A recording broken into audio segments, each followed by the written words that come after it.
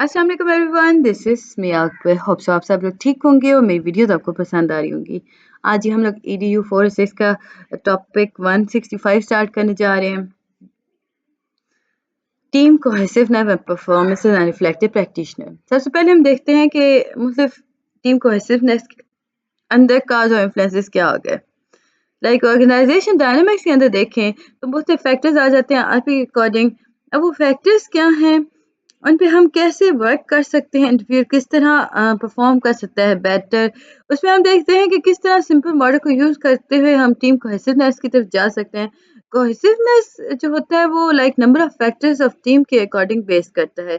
जैसे मुझे veg use और अदर टीम वर्क के अकॉर्डिंग जो इंडिविजुअल होता है उसमें देखा जाता है कि टीम के पास कितनी सिमिलरिटीज हैं और अमाउंट ऑफ मेंबर्स कितना इंटरेक्ट कर रहे हैं एक दूसरे के साथ। अब देखिए टीम कोहेसिवनेस के अंदर क्या आया, member similarity, member interaction, team size, somewhat difficult entry, team success और external challenges। अब देखिए इसमें हम फर्दर अगर जाएं तो आपके पास आता है कि आप मेंबर्स को किस कोहेसिवनेस टीम की तरफ लेके जाते हो। Want to remain member, are willing to share information. आप देखते हो कि क्या वो मेंबर्स रहना चाहते हैं, क्या वो विलिंग करते हैं कि वो इन्फॉर्मेशन शेयर करेंगे, क्या स्ट्रॉन्ग इंटरपर्सनल बॉन्ड है या नहीं, सपोर्ट करें या नहीं, रिजॉल्व करें कॉन्फ्लिक्ट को या नहीं। इस तरह आप देखते हो कि क्या सेल्फ एक्सपीरियंस है ग्रुप, या उसमें स्ट्रेस लेवल जो है वो कम है या नहीं है। फिर टीम परफॉर्मेंस, आरपी जो होता है वो कंसिडर करता है परफॉर्मेंसेस को और रोल इन द टीम को। अब देखिए team norm sports school goals के आगे मॉडरेटी हाई टास्क परफॉर्मेंस, अगर हाई टास्क परफॉर्मेंस इसमें आ गई। अपोजिट अगर देखिए जो स्कूल गोल्स को अपोजिट का होता है उसमें लो टास्क परफॉर्मेंस हो गई, और हाई टीम कोहेसिवनेस के अंदर देखें तो उसमें लो टास्क ही परफॉर्मेंस होती है। फर्दर अगर हम देखें, जब आप टीम नॉर्म्स कर रही होती है ना, वो रूल्स रेगुलेशंस एक्सपेक्टेशंस को लाइक स्कूल के अकॉर्डिंग लेके चल रही होती है ना, तो वहाँ पे जो होता है ना लो कोहेसिवनेस रेट जो होता है ना वो कम हो जाता है। हाईली कोहेसिव ग्रुप जो होता है वो होता क्या है कि अगर वो मैच नहीं कर रहा, लाइक वो अपोजिट कर रहा है, तो वो उसकी जो हाई टीम कोहेसिवनेस थी ना वो भी लो टास्क को मेंटेन करेगी। फर्दर आपके पास था कि what do you need to reflect on individual better fast on some task, cost of developing and maintaining team. RP जो होता है उसमें वो सपोर्ट करता है टीम एफर्ट्स को, वो देखता है कि लोग लाइक किस तरह जा रहे हैं। स्कूल जो होता है वो कभी भी वर्क एनवायरनमेंट को टीम डायनामिक के लिए सपोर्ट नहीं कर रहा होता, सोशल लूफिंग हो रही होती है। अब कंडीशन अगर सोशल लूफिंग की हम देखें तो आपके पास आती है low task interdependencies, individual output not visible, routine uninteresting task. अब देखिए वो सिर्फ अचीवमेंट होती है, वो इम्पैक्ट कर रही होती है। जिसमें लार्जर ग्रुप की अगर हम बात करें तो होता क्या है, कुछ लोग खुद को छुपा लेते हैं। लाइक उसमें हम इस टर्म को कहते हैं सोशल लूफिंग। लाइक इसमें होता क्या है कि जो ग्रुप होता है ना वो पार्टिसिपेट, एक्चुअली पूरा ग्रुप उसमें पार्टिसिपेट नहीं कर रहा होता, कुछ मेंबर्स जो होते हैं वो उसमें पार्टिसिपेट कर रहे होते हैं। तो हुआ क्या कि टीम की कोहेसिवनेस थी वो लो हो गई। अब जो हम हम रूटीन टास्क की बात करते हैं ना, तो इसमें परफॉर्मेंस ऑफ टीम जो होती है वो रिड्यूस हो जाती है। लो टास्क लेकिन सिग्निफिकेंस आ गया, कलेक्टिव आप कह सकते हो ग्रुप वैल्यूज के बारे में लो हो जाती हैं। स्कूल और your role, other roles in school, इन सारे के बारे में हम बात करते हैं। 166 टास्क इंटरडिपेंडेंसीज। इसमें हम बात करते हैं टास्क इंटरडिपेंडेंसीज के अंदर कि कौन सा टास्क है जो लेके चला जाएगा, आरपी के अकॉर्डिंग ले जाया जाएगा। टीचर जो होती है वो मतलब वो डिपेंडेंट होती है एक दूसरे पर, वर्क के रिलेटेड टीचर्स जो होती हैं एक दूसरे पर इंडिपेंडेंट होती हैं, वो रिफ्लेक्ट कर रही होती हैं इंटरडिपेंडेंसीज टीम के according. Teacher composition, team composition देखा जाए तो अफेक्टेड टीम मेंबर्स होने चाहिए और वो विलिंग करते हो ना, लाइक वो रजामंद हों कि वो काम एक साथ करेंगे। अफेक्टेड टीम मेंबर्स होते हैं वो 5CS के अकॉर्डिंग होते हैं। अब 5CS क्या है? फर्स्ट है जी कोऑपरेटिव, यानी वो कोऑपरेट करना चाहते हो, कोऑर्डिनेटिंग हो, कम्युनिकेटिव हो। और फोर्थ है कंफर्टिंग हो, सपोर्टिव हो, कॉन्फ्लिक्ट रिजॉल्विंग हो। लाइक 5CS आपको उम्मीद है समझ आ चुके होंगे। टीम डिपेंडेंसी डिपेंड करता है इंटरपर्सनल रिलेशंस को। इसमें हम अगर बात करते हैं तो आपके पास आ जाता है आप इंटरपर्सनल नॉलेज और ट्रस्ट को अंडरस्टैंड करते हो, उनके रोल्स देख रहे हो, अप्रिशिएट बिहेवियर लेके चल रहे हो, कोऑर्डिनेट कर रहे हो एक दूसरे के साथ। लाइक इसमें हम रिफ्लेक्टिव प्रैक्टिशनर्स के एरिया की बात कर रहे हैं। लाइक टास्क अगर देखा जाए ना, तो इम्पोर्टेंट एरिया आरपी के अकॉर्डिंग जो होता है वो टास्क आपके सामने आता है। ऑर्गेनाइजेशन डायनामिक्स के अकॉर्डिंग हम बात करें तो टीचर जो होती है उसे सबसे पहले क्या करना चाहिए? उसे पता होना चाहिए कि वो टीम में फिट होती है या नहीं। देन वो टास्क की तरफ चलती है, वो देखती है कि टास्क जो है वो लाइक स्कूल एनवायरनमेंट के अकॉर्डिंग है या नहीं, या उस लाइक उसमें देखें तो वो बेहतर जा रहा है या नहीं। हाई क्या होगा? वो रेसिप्रोकल होगा, सीक्वेंशियल होगा, और लो क्या होगा? वो पूल्ड होगा। एक बात जी यहाँ पे बताई गई थी, टीम इंडिपेंडेंसी जो होती है वो 2 लेवल की होती है, हाई होता है या वो फिर वो लो होता है। जब टास्क इंडिपेंडेंसी हाई होता है इसका मतलब है कि टीम जो है वो हर फंक्शन को कोहेसिवली कर रही है, high level of performance perform कर रही है। इसमें हम टास्क इंडिपेंडेंसीज की बात करते हैं, वो रेसिप्रोकल के अकॉर्डिंग हो रही होती है। इसमें हर मेंबर जो होता है ना टास्क का, वो बात कर रहा होता है दूसरे ग्रुप ऑफ मेंबर से। इसमें हम रेसिप्रोकल की बात कर रहे होते हैं। लोग में देखें तो हर मेंबर जो होता है ना वो कम्युनिकेट तो कर रहा होता है, एक्चुअली वो इंटरेक्ट कर रहा होता है, लेकिन वो दूसरे मीडियम की बात कर रहा होता है, सोर्सेज को बात कर रहा होता है, टीम से बाहर निकल के। इसमें कोई डायरेक्ट लाइन नहीं होती कम्युनिकेशन की। इंडिविजुअल मेंबर्स जो होते हैं वो मिडिल ग्रुप से बात कर रहे होंगे, आस-पास से बात करेंगे, अपने मेंबर से बात नहीं कर रहे होंगे, तो इससे वो लो हो जाएगा। अब जो फर्स्ट सी है कोऑपरेटिंग, इसमें हम बात करते हैं इंडिविजुअल टीम के साथ कैसे कोऑपरेट कर रहा है। कोऑर्डिनेटिंग की अगर हम बात करते हैं तो इंडिविजुअल कैसे वर्क कर रहा है, कैसे कोऑर्डिनेट कर रहा है। कंपोजिशन देखेंगे तो इसमें हम communicating high level of communication के बारे में बात करेंगे। सी अगर फोर्थ सी की बात करें कंपोजिशन, तो इसमें हम कंफर्ट करेंगे, लाइक हम अदर वर्ड हम कहेंगे साइकोलॉजिकल सपोर्ट प्रोवाइड कर रहे होंगे। हम मैनेज करेंगे डिफिकल्टीज के आउटकम को। फाइनल सी जो है वो कॉन्फ्लिक्ट रिजॉल्विंग की बात करते हैं। हमने स्टॉर्मिंग की बात की थी ना, तो परफॉर्मिंग स्टेज पे पहुंचने से पहले आपको नॉर्मिंग स्टॉर्मिंग क्लियर करनी होगी, देन आपको नॉर्मिंग तरफ जाना होगा, फर्दर आप स्टॉर्मिंग की तरफ जाएंगे, लाइक आप इसमें कॉन्फ्लिक्ट को रिजॉल्व कर रहे होंगे।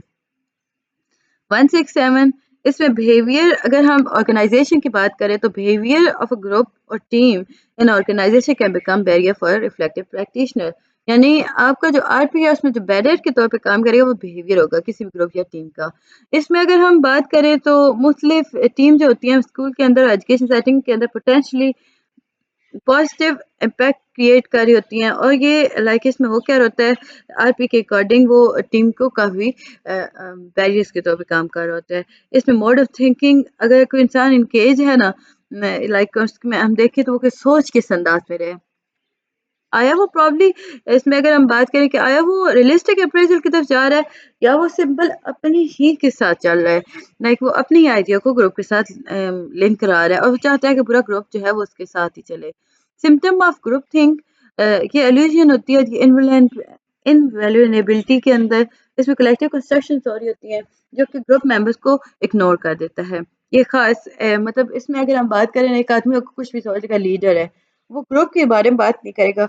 सो ये एक बैरियर होता है आरपी के अंदर। नेगेटिव फीडबैक भी बैरियर के तौर पे आता है। इसमें belief morality of the group के बारे में बात की जा रही होती है। नेगेटिव फीडबैक के थ्रू अगर हम देखें तो अनक्वेश्चनिंग नेचर आ जाती है, लोग होते हैं वो क्वेश्चन करना बंद कर देते हैं। स्ट्रॉन्ग नेगेटिव स्टीरियोटाइप अगर यूज़ हो रहा है तो उसमें भी लाइक वो लीडर अगर यूज़ कर रहा है ना, तो अब मेंबर्स क्या होंगे, वो काम नहीं करेंगे, वो कहेंगे हमने जब बोलना है और उसने मानना नहीं है तो फ़ायदा क्या है, सो वो बैकअप हो जाते हैं। Rapid application of pressure against group members, इसमें होता क्या है कि आप मेंबर्स पे प्रेशर डाल देते हो, उनकी हर बात पे शक करते हो, तो ये भी एक बैरियर के तौर पे काम करता है। केयरफुल कॉन्शियस पर्सनल अवॉइडेंस हो रही होती है जो कि ग्रुप कंसेंसस के अकॉर्डिंग हो रही होती है। इल्यूजन्स को शेयर किया जा रहा होता है। ये सारे हमारे पास बैरियर्स हैं। People who protect the leader और फॉलो, अब यहाँ पे हम बात करें ना माइंड गार्ड, लाइक इसमें हम देखें तो वो जो लोग नहीं होते चापलूसी करते हैं, लाइक उसके लीडर जो बोल दिया ना, अब वो गलत है या सही है वो उसके ओके हाँ में हाँ मिला रहे होंगे, ये वो लोग होते हैं। इम्पैक्ट ऑफ स्ट्रक्चर और बिहेवियर, हर स्कूल ऑर्गेनाइजेशन का अपना स्ट्रक्चर होता है, वो डिफाइन करता है यूनिक वेज को जिन पे वो लोगों को डिवाइड कर रहा होता है। अब जो बिहेवियर ऑफ ग्रुप होता है, टीम होता है, उसमें वो ऑर्गेनाइज करता है बैरियर्स को, जो कि जिन्हें रिमूव करना बहुत ज़रूरी होता है। How specialist role and function अब इसमें हमारे पास जी आ जाते हैं। अगर हम बात करें बिहेवियर के अकॉर्डिंग तो ग्रुप थिंक जो होती है उसमें बैरियर जो रिफ्लेक्शन के अकॉर्डिंग होता है वो लाइक लोगों को सोचने में मजबूर कर देता है, और हम इसे स्कूल आइडेंटिटी के अकॉर्डिंग डिवाइड कर देते हैं कि किस तरह स्पेशलिस्ट रोल है, फंक्शन है कोऑर्डिनेटेड का। फिर फर्दर हम देखते हैं कि वो ग्रुप के साथ किस तरह कोऑर्डिनेट कर रहा है, इंफॉर्मेशन कैसे फ्लो हो रही है लोगों के दरमियान, एक सिस्टम ऑफ कंट्रोल कैसे आप टास्क को कैसे ये कर सकते हो, एवेल्यूएट कर रहे हो, चेंज कर रहे हो, फिर है जी स्ट्रक्चर जिसके अंदर आप फोर्स करते हो अफेक्ट बिहेवियर को, इसमें पीर ग्रुप आ गया, प्रेशर ग्रुप नॉर्म्स आ गए। फिर रिफ्लेक्टिव प्रैक्टिशनर्स की अगर हम बात करें तो वो ऑर्गेनाइजेशन स्ट्रक्चर के बारे में बात करता है, रिफ्लेक्ट करता है स्ट्रक्चर को। रिफ्लेक्टिव प्रैक्टिशनर को अगर हम बात करें फोकस करता है दिस फंक्शंस को। रिफ्लेक्टिंग ऑन मोटिवेशन 168, इसमें अगर हम देखें तो ये हाथरॉन्स होते हैं, एक्सपेरिमेंट्स होते हैं जो डेमोन्स्ट्रेट करते हैं कि किस तरह वर्क हुआ, किस तरह सोशल इंस्टीट्यूशन के अकॉर्डिंग उसने वर्क किया, प्रीडोमिनेटली उस पर वर्क हुआ। हाथरॉन एक्सपेरिमेंट जो था ये अमेरिका के अंदर हुआ था। इसमें वर्क प्लेस को डिटर्मिन किया गया था, प्रीडोमिनेट किया गया था सोशल इंस्टीट्यूशन के तौर पर। देन उसके इफेक्ट्स देखे गए थे कि वर्क के ऊपर कितनी, मतलब उसमें हम देखें तो मोटिवेट उसने कितना किया था, वर्क की क्वालिटी पर उसने कितना अफेक्ट किया था। इसमें हम मैस्लो हायरार्की ऑफ नीड के बारे में बात करते हैं। मैस्लो हायरार्की ऑफ नीड में हम देखें तो आपके पास आ जाते हैं, ये आपके पास 1, 2 and 3 and 4 and 5 and 6 and 7, 8। सबसे पहले बायोलॉजिकल फिजियोलॉजिकल नीड होती है, फिर है safety need, belongingness and love need, steam need. अब देखिए इसमें अचीवमेंट की बात की जा रही है, कॉग्निटिव नीड हो गई, सेल्फ एक्चुअलाइजेशन हो गई, पर्सनल ग्रोथ के बारे में बात की, एस्थेटिक नीड हो गई, और फिर ट्रांसजेनिक नीड हो गई। एजम्पशंस जो होते हैं फुलफिलमेंट करते हैं जी प्रोफेसिस के बारे में। हम पब्लिक ऑर्गेनाइजेशंस के बारे में बात करें तो वो डिफिकल्टी को कोहेरेंट फिलॉसफीज के अकॉर्डिंग लेके चलता है। Self reflecting for motivation, in motivation अगर हम बात करें तो चॉइसेस जो होती हैं वो सेंटर टू रिफ्लेक्शंस होती हैं। लाइक हम डिपेंड करते हैं अमाउंट ऑफ इम्पैक्ट्स के ऊपर, ये जो मोटिवेशंस को अफेक्ट कर होते हैं। फिर सेल्फ रेगुलेटिंग होता है, इसमें हम डिग्री ऑफ चॉइसेस की बात कर होते हैं। सेल्फ रेगुलेटेड टीचर जो होते हैं वो लोगों को अवेयर कराते हैं उनकी स्ट्रेंथ और वीकनेस को। उम्मीद है कि आपको ये सारी चीज़ें समझ आ रही होंगी। काइंडली मेरे चैनल को लाइक और सब्सक्राइब कर दीजिएगा। वीडियो को एंड तक देखा करें, स्किप मत किया करें। फिर है जी सेल्फ रेगुलेटेड टीचर जो होती है वो सोचती है, समझती है, देखती है लर्निंग रिफ्लेक्शंस को। सेल्फ रेगुलेटेड टीचर जो होती है वो मुझसे एट्रीब्यूट्स लेके चल रही होती है, जिसमें सक्सेस और फेलियर्स की बात की जा रही होती है। सेल्फ रेगुलेशन के अंदर हम देखें तो ये प्रोसेस के तौर पर बात करती है। ये यूँ समझ लें कि साइक्लिकल प्रोसेस होता है। टीचर इसमें मोटिवेट कर रही होती है, सर्टेन गोल्स के अकॉर्डिंग वो रेगुलेट कर रही होती है एक्टिविटीज़ को।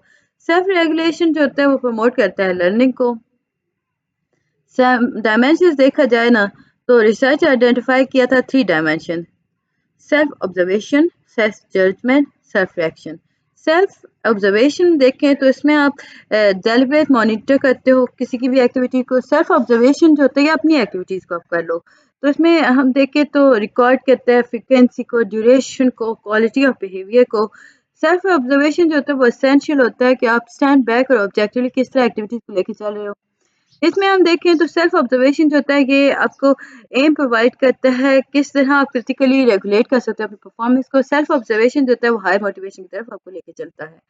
सो हम कह सकते हैं कि हाई लेवल ऑफ मोटिवेशन होता है। इस पे प्रैक्टिशनर जो होता है वो स्ट्रिक्टली साइकिल ऑफ लर्निंग के अकॉर्डिंग बात करता है। सेल्फ जजमेंट, सेल्फ जजमेंट जो होता है ये रेफर करता है एक्सटेंड की तरफ चलता है। लाइक इसमें हम देखें तो एवलेट करते हो करंट परफॉर्मेंस लेवल को और इस टाइम से कंपेयर करते हो गोल लेवल को। सेल्फ रिफ्लेक्शन, ये जी एक ऐसा प्रोसेस है जिसके अंदर आप बिहेवियर, कॉग्निटिव, अफेक्टिव रिस्पॉन्स के बारे में बात करते हो। इसमें जो सेल्फ रिएक्शन होता है ये मोटिवेट करता है आपके बिलीफ्स को। पीर मॉनिटरिंग, ये शेयर रिलेशनशिप होता है, इसमें गिविंग और रिसीविंग का प्रोसेस चलता है। ये इक्वल रिलेशनशिप होता है, लाइक इसमें हम वैल्यूज और रिस्पेक्ट की बात कर रहे होते हैं। एजुकेशन एनवायरनमेंट के अंदर आरपी के अकॉर्डिंग हम देखें तो पीर मॉनिटरिंग जो होता है वो एक यूजफुल स्ट्रेटजी है।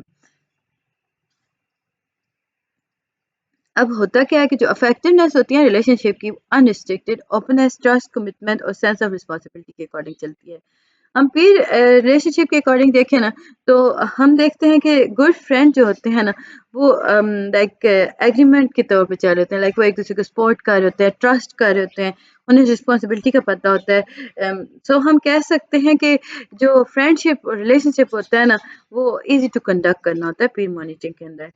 अब अनफॉर्चुनेटली अगर हम देखें तो ये रेडीली अवेलेबल है। इसमें एफिशिएंट फॉर्म ऑफ मॉनिटरिंग जो होता है वो ओवरलैप किया जाता है बाय मैनी और not develop full potential according. Like हम इसमें अगर बात करें इसी पूरी के अकॉर्डिंग तो बिगिन विद फ्रेंड्स, फिर हुआ क्या, रेगुलर टाइम के अकॉर्डिंग वो एक साथ रहे, फिर मैक्सिमाइज़ किया अपने टाइम के साथ-साथ, मेंटेन किया अपने रिलेशनशिप्स को और देन आप ट्रांसपेरेंट करते हो एक-दूसरे को। पीर मॉनिटरिंग के अकॉर्डिंग इक्वल पार्टनर होते हैं जी, रिलेशनशिप के अकॉर्डिंग फोकस करते हैं मेजर एरिया ऑफ कंसर्न्स को, आस्क गुड क्वेश्चन, म्यूचुअली वो अकाउंटेबल होते हैं, शो करते हैं म्यूचुअल रिस्पेक्ट को। बेस्ट पीर मॉनिटरिंग जो होती है उसमें क्या होता है, टू वे एक्सचेंज होता है, ऑनेस्ट होते हैं, वॉरियर्स को कर रहे होते हैं, रिस्पेक्टफुल होते हैं, रिस्पेक्टफुल डिबेट हो रही होती है डिफरेंट व्यूज़ के बारे में, क्रिटिकल असेसमेंट हो रही होती है, आइडियाज़ को लेकर, पावर ग्रेडियंट के बारे में बात करते हैं।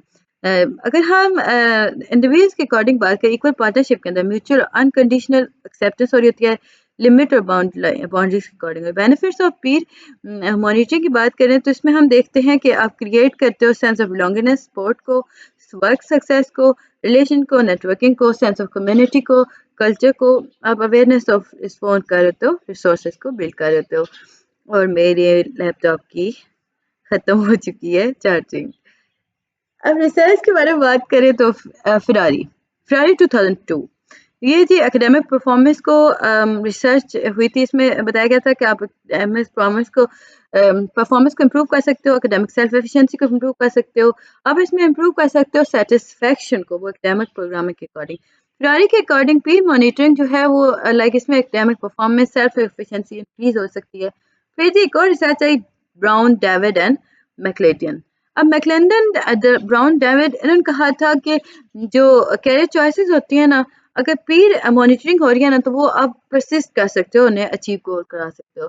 सॉसिक एंड गॉडशॉक ने कहा था कि इंटरपर्सनल कम्युनिकेशन को आप इम्प्रूव कर सकते हो। इसमें आप साइकोलॉजिकल सपोर्ट प्रोवाइड करते हो, साइकोसोशल सपोर्ट होती है आपके पास, making good use of your peer mentor. अब जी रोल्स क्या है मेंटोर के, लिसन करना, रिफ्लेक्टिव, आप इसमें देखो रिफ्लेक्टिव प्रैक्टिशनर के अंदर शेयर एक्सपीरियंस करता है, अंडरस्टैंड करता है प्रैक्टिसेस को, इसमें वो वर्क करता है म्यूचुअली ताकि वो डेवलप कर सके स्किल्स को, वर्क टुगेदर किया जाता है ताकि डेवलप कर सके नेटवर्क को, स्कूल एनवायरनमेंट के अकॉर्डिंग इन्फ्लुएंस करते हैं ये एक दूसरे को। रिफ्लेक्टिव प्रैक्टिशनर का रोल क्या है, वो एक्टिव पार्टिसिपेंट होता है, क्रिटिकल फैकल्टीज के अकॉर्डिंग चलता है, न्यू कैपेसिटी के अकॉर्डिंग वो फर्दर मूव करता है। लाइक इसमें अगर हम बात करें तो पार्टिसिपेटिंग के अकॉर्डिंग तो कम्युनिकेशन जो होती है वो इंटरपर्सनल होती है, क्यों, क्योंकि वो इसमें देखें तो वो ओपन टू मल्टीपल इन्फ्लुएंस होती है, ऑन रिस्पॉन्सिबिलिटी कर रहा होता है सक्सेस के अकॉर्डिंग। आरपी जो होती है वो basically open to share experience के अकॉर्डिंग चलती है। उम्मीद है कि आपको ये सारी चीज़ें समझ आ चुकी होंगी। तो मिलते हैं जी नेक्स्ट लेक्चर में, तब तक के लिए अल्लाह हाफिज़।